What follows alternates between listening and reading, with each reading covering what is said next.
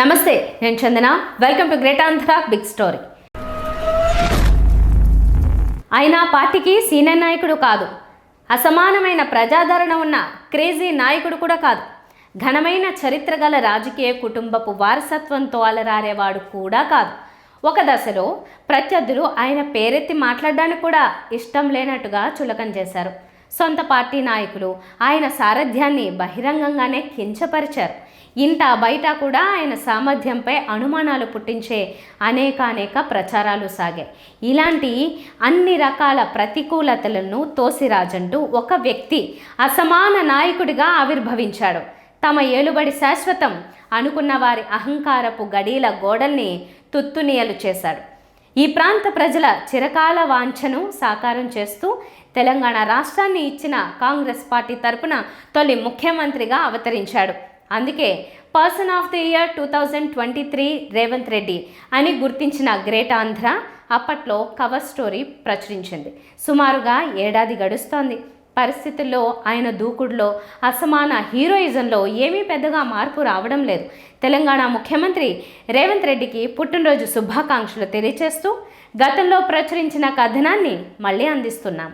సామాన్య కుటుంబంలో పుట్టి రాజకీయంగా ఉన్నత స్థానాలకు ఎదిగిన వారి గురించి వర్తమాన రాజకీయాల్లో అన్వేషించాల్సి వస్తే ముందుగా ప్రధాని నరేంద్ర మోదీ పేరు వినిపిస్తుంది. మనం కాస్త లోతుగా గమనిస్తే ఆయనకు రాజకీయ వైభవ స్థితికి ఎంతో కాలం ముందు నుంచి కూడా దేశమంతటా విస్తరించిన ఒక ప్రభావశీలమైన సంస్థ యొక్క పూర్తి మద్దతు ఉంది.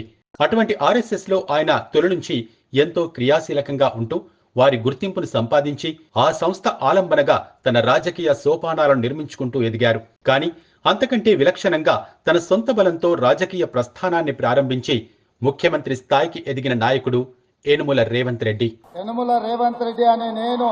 ఈ ప్రస్థానంలో రేవంత్ రెడ్డి ఎన్నో ఒడిదుడుకులను ఎదుర్కొన్నారు. ఎత్తు పల్లాలను చవిచూశారు. రేవంత్ రెడ్డి కుటుంబానికి రాజకీయ నేపథ్యం లేదు.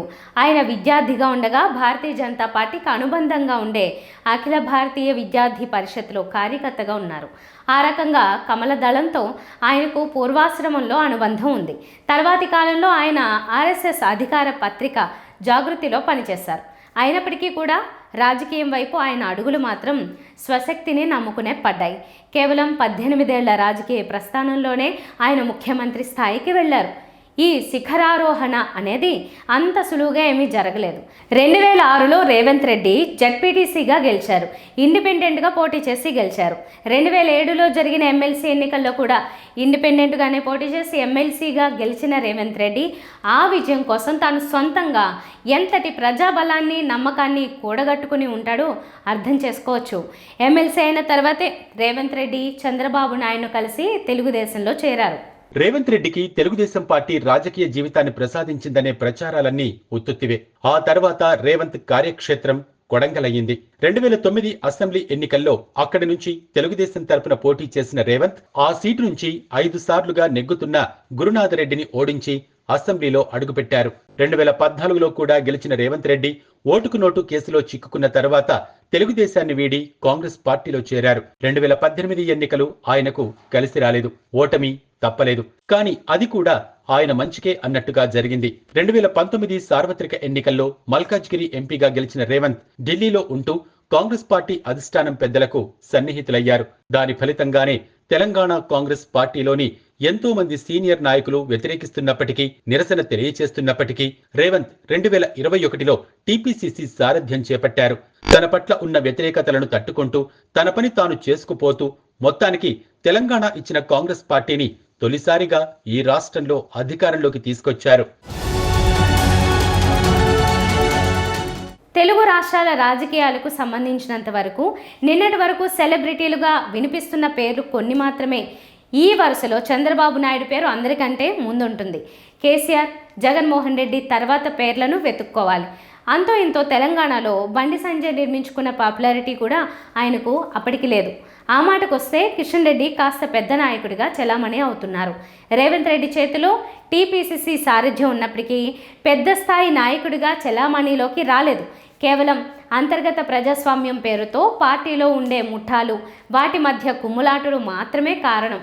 రేవంత్ రెడ్డి పట్ల బహిరంగంగానే వ్యతిరేకతను వెలిబుచ్చిన నాయకులు అనేకులు రేవంత్ను తొలగించి తమ చేతికి పార్టీ సారథ్యం అప్పగిస్తే గనుక పూర్తిగా సొంత నిధులతో రాష్ట్ర పార్టీ కార్యకలాపాలను నిర్వహిస్తామని అధిష్టానానికి ఆఫర్లు పెట్టిన పెద్దలు కూడా ఉన్నారు.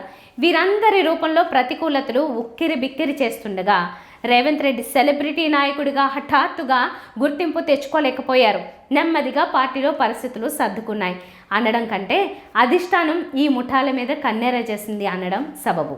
తెలంగాణ అసెంబ్లీ ఎన్నికలకు సంబంధించి కొన్ని నెలల ముందే జరిగిన తొలి సన్నాహక సమావేశంలోనే రాహుల్ గాంధీ వర్గ విభేదాల గురించి చాలా సీరియస్ గా మాట్లాడారు. పార్టీ నిర్ణయానికి ఎవరైనా కట్టుబడి ఉండాల్సిందేనని, ఇష్టం లేని వారు పార్టీని వీడిపోవచ్చునని గట్టిగానే చెప్పారు. రేవంత్ కు వ్యతిరేకంగా ముఠాలు కడుతున్న నాయకులను కూడా విడిగా పిలిచి మాట్లాడారు. వారిని హెచ్చరించారో బుజ్జగించారో మనకు తెలియదు. కానీ రేవంత్ నాయకత్వానికి అధిష్టానం వైపు నుంచి తిరుగులేని మద్దతు లభించింది. లోపల ఇష్టం లేకపోయినా కొందరు సీనియర్లు ఆయన సారథ్యాన్ని ఆమోదించాల్సి వచ్చింది. తెలంగాణ రాష్ట్రం ప్రసాదించినది తామే గనుక అక్కడి రాష్ట్ర ప్రజ తమను శాశ్వతంగా నెత్తిన పెట్టుకుంటారని కాంగ్రెస్ అప్పట్లో తలపోసింది.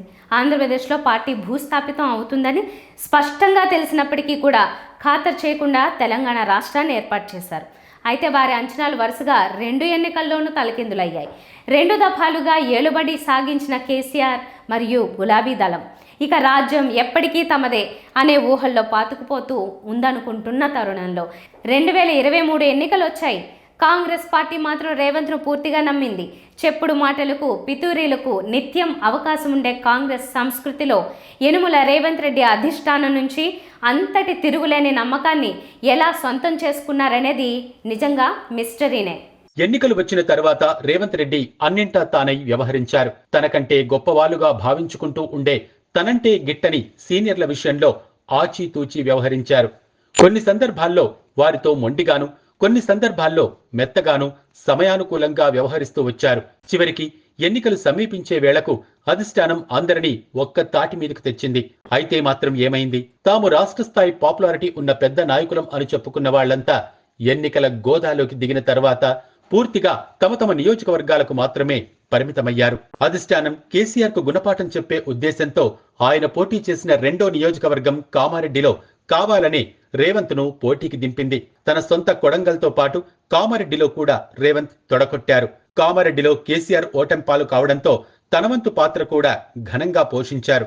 కాంగ్రెస్ సీనియర్లు, ఉద్దండులు అందరూ కూడా కేవలం తమ సొంత నియోజకవర్గాలకు, మహా అయితే ఇరుగు పొరుగు 1-2 నియోజకవర్గాలకు మాత్రం పరిమితమైన సమయంలో రేవంత్ రెడ్డి ఏకధాటిగా రాష్ట్రమంతా పర్యటిస్తూ ఎన్నికల ప్రచారం నిర్వహించారు. ఎన్నికల ప్రచారం యావత్తూ తానొక్కడి భుజస్కంధాల మీద మోశారంటే అతిశయోక్తి కాదు. అంత కష్టం పడ్డారు కనుకనే అధిష్టానం సీఎం ఎంపిక విషయంలో ఆయనకు దన్నుగా నిలిచింది. ఒక రకంగా చెప్పాలంటే వైఎస్ రాజశేఖర రెడ్డికి ఉన్నంత పాపులారిటీ రేవంత్కు లేదు. 2004లో వైఎస్ఆర్ తర్వాత పార్టీ అధిష్టానం నిర్ద్వంద్వంగా ముఖ్యమంత్రి విషయంలో స్థిరంగా మద్దతిచ్చినది రేవంత్ విషయంలోనే. వైఎస్ఆర్ మరణం తర్వాత అనేక పేర్ల కాంబినేషన్లు నడుస్తూ వచ్చాయి. ఈ దఫా అలాంటి చర్చ లేదు. ఎన్నికల వేళ మిన్నకుండిన ముఠాలు ఫలితాలు వెలువడగానే మళ్లీ జడలు విప్పాయి. సీఎం పోస్టు మాకంటే మాకు, మేం ఇంతటి సీనియర్లు ఉండగా వేరే పార్టీ నుంచి వచ్చిన జూనియర్కి ఇస్తారా అనే పోలికలు కూడా నడిచాయి. కానీ అధిష్టానం స్థిరంగా వ్యవహరించింది. మొండికేసిన వారికి సర్ది చెప్పింది. రేవంత్నే ముఖ్యమంత్రిని చేసింది. ముఖ్యమంత్రిగా కూడా రేవంత్ రెడ్డి సొంత ముద్రను చూపిస్తున్నారు. సాధారణంగా ఆ స్థానానికి వచ్చిన ఏ నాయకుడైనా ముందు తాను మరింతగా పాతుకోవడం మీదనే దృష్టి పెడతారు. కానీ రేవంత్ రెడ్డి మాత్రం పార్టీలోని అందరు సీనియర్లకు సమ ప్రాధాన్యమిస్తున్నారు. రేవంత్ వైఖరి ఎంత సానుకూల పోకడలతో సాగుతోందో చెప్పడానికి ఒక్క ఉదాహరణ ప్రస్తావించాలి. కొత్త ముఖ్యమంత్రి పాలనా పగ్గాలు చేపట్టిన తరువాత పార్టీల పరంగా వైరం ఉన్నప్పటికీ కూడా ఢిల్లీ వెళ్లి ప్రధానిని మర్యాదపూర్వకంగా కలవటం అనేది ఆనవాయితీ. రాష్ట్ర చరిత్రలో ఎన్నడైనా ముఖ్యమంత్రి తన వెంట ఉప ముఖ్యమంత్రిని కూడా తీసుకువెళ్లి ప్రధానితో భేటీ అయిన ఉదంతం ఉన్నదా? ప్రభుత్వం తరపున ప్రకటనలు విడుదల చేస్తే ముఖ్యమంత్రి ఫోటోకు తోడుగా ప్రకటనను బట్టి ఆయా శాఖల మంత్రుల ఫోటోలు కనిపిస్తుంటాయి. అంతే తప్ప ప్రతి ప్రకటనలోనూ ముఖ్యమంత్రితో పాటు ఉప ముఖ్యమంత్రి ఫోటో కూడా ఉండటం మనం ఎరుగుదుమా? ముఖ్యమంత్రికి అధికార నివాసం ఖాళీ అయిన తర్వాత తదుపరి ముఖ్యమంత్రి అందులోకి రావటం జరుగుతుంది. అలాంటిది కేసీఆర్ ఖాళీ చేసిన అధికార నివాసాన్ని ఉప ముఖ్యమంత్రి బట్టి విక్రమార్కకు కేటాయించడాన్ని మనం ఊహించగలమా? అలాంటి పరిణామాలన్నీ ఇప్పుడు తెలంగాణలో కనిపిస్తున్నాయి. ప్రజలకు అందుబాటులో ఉండని అహంకారపూరితమైన పార్టీ మరియు కుటుంబం అనే అపకీర్తిని కేటీఆర్ గులాబీ దళం మూటగట్టుకున్నాయి. అదే తరహా విమర్శల అవకాశం కూడా తమ ప్రభుత్వం మీద లేకుండా రేవంత్ జాగ్రత్తలు తీసుకుంటున్నారు. నిత్యం ప్రజలకు అందుబాటులో ఉండే నాయకుడిగా కనిపిస్తున్నారు. ప్రజలకు అందుబాటులో ఉండే ప్రజల సమస్యలను ఆలకించే ప్రభుత్వం తమది అని నిరూపించుకుంటున్నారు. ఇన్ని రకాలుగా విలక్షణ వ్యక్తిత్వాన్ని, పరిపాలనా తీరును ప్రదర్శిస్తూ ప్రస్థానం సాగిస్తున్నారు కనుకనే యనుమల రేవంత్ రెడ్డి 2023 సంవత్సరానికి గాను నిస్సందేహంగా person of the year. 2 Telugu రాష్ట్రాల్లోనూ ఏ రాజకీయ నాయకుడితోనూ పోల్చలేనంతగా ఈ ఏడాదిలో ఆయన తన ముద్ర చూపించారు. ఇదే తరహాలో పాలన సాగిస్తూ నిత్యం ప్రజారంజకంగా అడుగులు వేస్తారని, ప్రజలకు మంచి చేస్తారని ఆశిద్దాం. ఇది వాళ్ళ బిగ్ స్టోరీ. మరిన్ని టాపిక్స్తో మళ్ళీ కలుద్దాం. నమస్తే.